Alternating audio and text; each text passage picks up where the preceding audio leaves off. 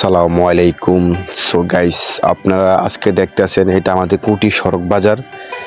যে রোডটা ছিল এটা খুবই ভয়াবহভাবে ভাঙ্গা ছিল, খুবই বেহাল অবস্থা ছিল। এতই বেহাল অবস্থা ছিল যে দিক দিয়ে আসা যাওয়া করতে গেলে মানুষের ভয় লাগতো, গাড়ি ঘোড়া উল্টা যেত, রীতিমতো দুর্ঘটনা করতো আর কি। দৈনিক 4-5টা করে গাড়ি উল্টাতো। তো বর্তমান অবস্থানে এখানে কাজ চলতেছে দ্রুতগতিতে।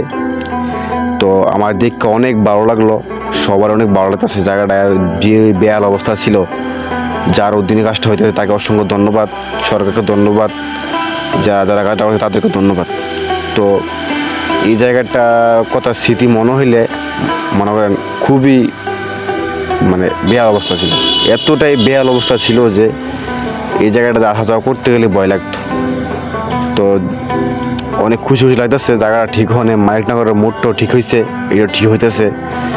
তো চব্বুর, ঈশাননগর, মেয়ারি, শিমরাইল, গরুপুরা আরও যে এলাকাটি আছে ওদিক দিয়া তাদেরকে নিরাপদ যানবাহন, নিরাপদ চলাফেরার রাস্তা একটা দিছে, এটাই অনেক কিছু।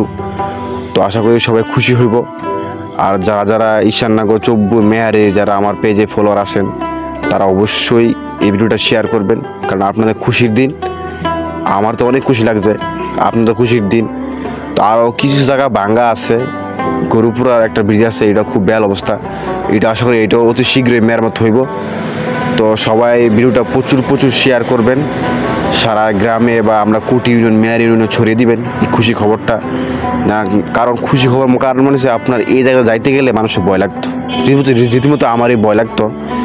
তো আমার কাছে অনেক ভালো লাগছে জায়গাটার এত সুন্দর একটা কাজ হওয়াতে। খুবই শক্ত স্ট্রংভাবে কাজটা হইতেছে। আশা করি আর 10-15 বছর এটার কোনো খারাপ অবস্থা হইব না।